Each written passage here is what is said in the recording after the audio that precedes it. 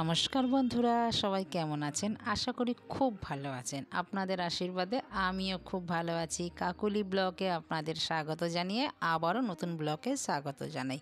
তো চলুন বাগানে যাই। বাগানে না আসলে না ভালোই লাগে না। সকালবেলা ঘুম থেকে উঠে একটা ফ্রেশ হওয়ার জন্য বাগানে চলে আসি। বাগানের এই এত সুন্দর ফুল ফোটে আর তার মধ্যে পাখির ডাক, এত সুন্দর কোকিল ডাকে মন প্রাণ যেন জুড়িয়ে যায়। শহরের এত কোলাহলের মধ্যে না পাখির ডাকগুলো আপনাদের কান অবধি পৌঁছাতে পারি না বন্ধুরা, জানেন। এই যখন রেকর্ডিং করি, যখন ভিডিওটা, তখন এত আশেপাশে চেঁচামেচি হয় না বন্ধুরা, কি বলবো। আর ওই 6টার সময় মানে আপনাদের যদি শোনাতে পারতাম না আমি যে কি যে ভালো লাগতো আমার। আপনারাও এই বসন্তর আমেজ ভালো করে এই পাখির ডাকে, এখন তো পাখির ডাক উঠেই গেছে, শোনাই যায় না, তাও আমাদের এইখানে একটু শোনা যায়। বসন্তকালের কোকিল সুন্দর খুব ডাকে। চলুন এবার ঘরে যাই। এই দৃশ্য দেখতে না খুবই ভালো লাগে। সকালবেলা না ভালো লাগে না, মানে বাগানটার মধ্যে না গেলে। এসে তারপরে ফ্রেশ হয়ে এক কাপ চা খেয়ে তারপরে কাজে লাগি, মনটাও খুব ভালো লাগে আর বেশ একটা রিফ্রেশ লাগে যে না বেশ ভালো লাগছে দেখবেন। আর এত সুন্দর সুন্দর বাগানে ফুল ফোটে, সেটা দেখেই তো নিজের হাতে লাগানোর মানে একটা আনন্দই আলাদা। সেই গাছে যদি যত্ন করি প্রতিদিন, সেই গাছ যদি ফুল দেয় ফল দেয়, বলুন বন্ধুরা, ভালো লাগে না? খুব সুন্দর লাগে, একটা ভেতরটাই যেন খুশিতে মন ভরে যায়। তো আমি আজকে সকালবেলা রুটি আর রান্না করলাম ছোলার ডাল সেদ্ধ করে নিয়েছিলাম, কালকে রাত্রে ভিজিয়ে রেখেছিলাম। ছোলার ডালটা একটু ভিজিয়ে রাখলে দেখবেন খুব ভালো হয়। আর এখানে সব রেডি করে নিয়েছি, আর আমি তো রেডি করে নিয়ে তারপরেই রান্নাটা বসাই, তাতে আমার খুব তাড়াতাড়ি হয়ে যায়। রুটি করে নিয়েছি, ছোলার ডালে মৌরি, মেথি, সাদা জিরে, শুকনো লঙ্কা, কাঁচা লঙ্কা, তেজপাতা, আদা, একটু কাজু, একটু কিশমিশ, একটু নারকেল দিয়ে ভালো করে ভেজে নিচ্ছি মশলাটাকে। এবার ভাজার পর এবার দিয়ে দিলাম, ভাজা ভাজা হওয়ার পর ডালগুলোতে একটু সেদ্ধ করে রেখেছি, একদম গলা গলা করিনি, তো একটু দানা দানা রেখেছি, তাতে খুব ভালো লাগবে খেতে মুড়ি দিয়ে। তো ছোলার ডাল বন্ধুরা অসাধারণ খেতে লাগে। একটু দিয়ে দিলাম জিরের গুঁড়ো, একটু সামান্য নুন, ফোটানোর সময় নুন দিয়েছি, একটু চেখে দেখলাম লাগবে, দিলাম একটু হলুদ, একটু চিনি। ছোলার ডাল একটু মিষ্টি মিষ্টি খেতে খুব ভালো লাগে দেখবেন। আর এই রকম ছোলার ডাল মুড়ি দিয়ে শুকিয়ে একদম শুকনো শুকনো ডালটা করে মুড়ি দিয়ে খেতে কিন্তু অসাধারণ লাগে। একদিন খেয়ে দেখবেন, লঙ্কাটা ডলে। চলুন, হয়ে তো গেছে এবার ছোলার ডাল, এবার নামিয়ে নিই। নামানোর সময় না একটু গাওয়া ঘি দিলাম, মাঝে পাঠিয়েছে সেই গাওয়া ঘি দিলাম, তাতে টেস্টটা কিন্তু আরও বেশি দ্বিগুণ হলো। কেন, ঘিতে মায়ের হাতের ছোঁয়া আছে, রান্নাটার মধ্যেও মায়ের হাতের ছোঁয়া পড়লো। তো ডাল কিন্তু আমার হয়ে গেছে, রুটি করে নিয়েছি, এবার খাওয়া দাওয়া করে আবারও রান্নাঘরে চলে এসেছি। আজকে না স্পেশাল একটা রেসিপি আপনাদের সাথে শেয়ার করব। এই যে সলিড চিকেনগুলো আপনারা তো জানেন, আমরা কোনো দিনই না কষাতে বা অন্য কিছুতে খেতে পারি না। তো প্রত্যেক সপ্তাহে আমাদের 2বার মাংস আনাই হয় বাজার থেকে, যেহেতু আমরা মাংসটা বেশি খাই।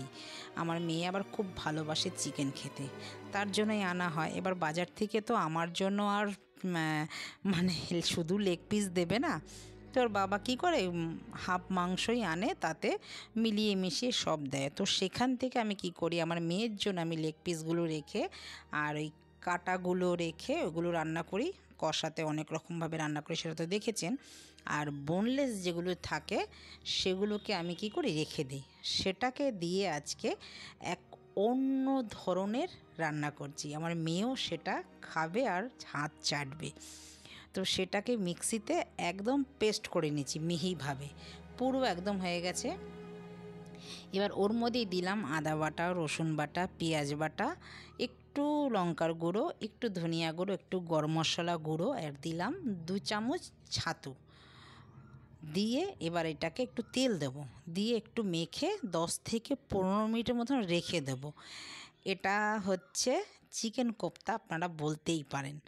চিকেন কোপ্তা খেতে কিন্তু খুব ভালো লাগে, আর চিকেন এটা কোপ্তাও হয়। আর এইরকমভাবে মেখে রেখে স্টিকের মধ্যে যে কোনো কাঠি, হয়তো সেটা আইসক্রিমের কাঠিও হতে পারে, যেরকম শিক কাবাব করি আমরা, শিক কাবাবের মতন লাগিয়ে একটু বিস্কুটের গুঁড়ো দিয়ে ভেজেও দিতে পারেন বাচ্চাদের, তারা কিন্তু ললিপপের মতন বেশ খাবে। তো আমি কিন্তু আজকে রান্না করব কোপ্তা। তো কোপ্তা বানাতে কি কি লাগে দেখে নিন।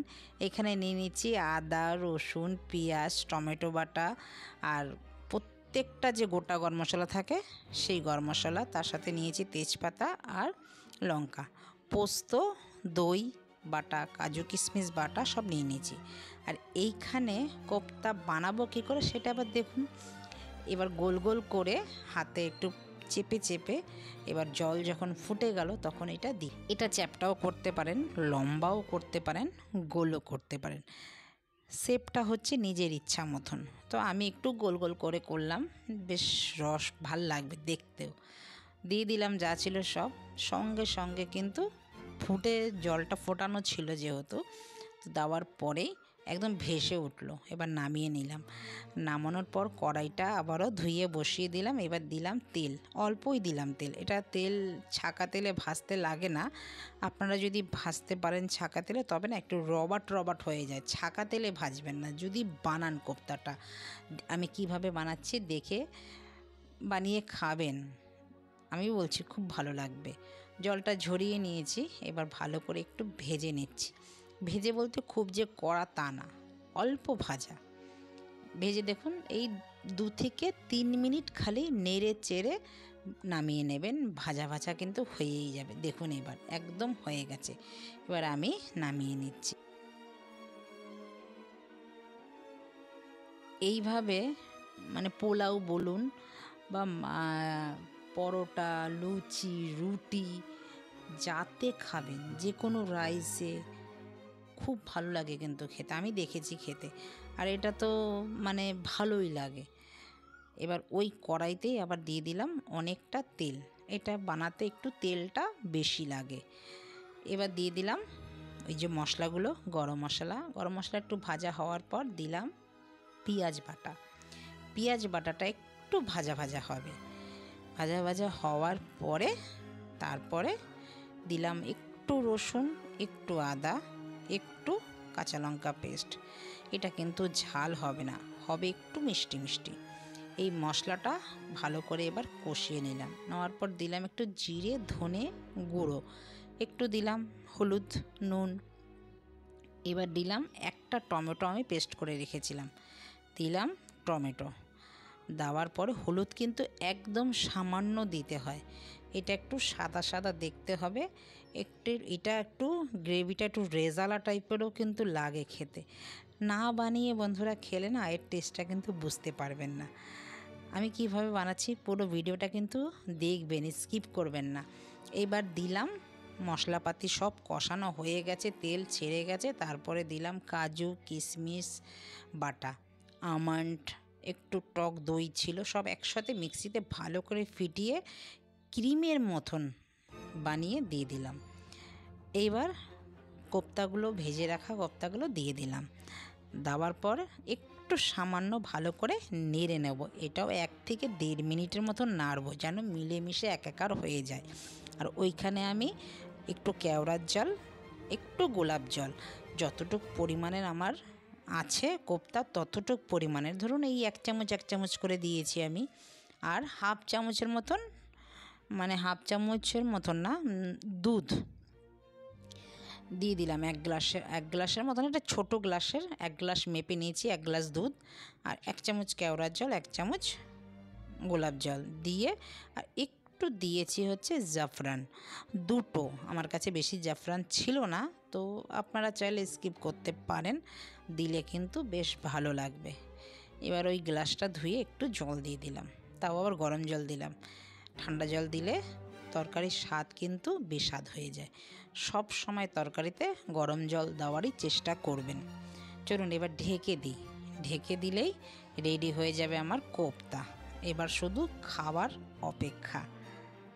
আমার রান্না কিন্তু হয়ে গেছে, দেখুন ঠিক এই রকম মাখো মাখো বেশ ভালো লাগে। আপনারাও বানিয়ে বাড়িতে খাবেন, দেখবেন খুবই ভালো লাগবে। তো বন্ধুরা, ভিডিওটা আমি এখানেই রাখছি। দেখা হচ্ছে পরবর্তী ব্লগে। ততক্ষণে ভালো থাকবেন, সুস্থ থাকবেন। নমস্কার, টাটা।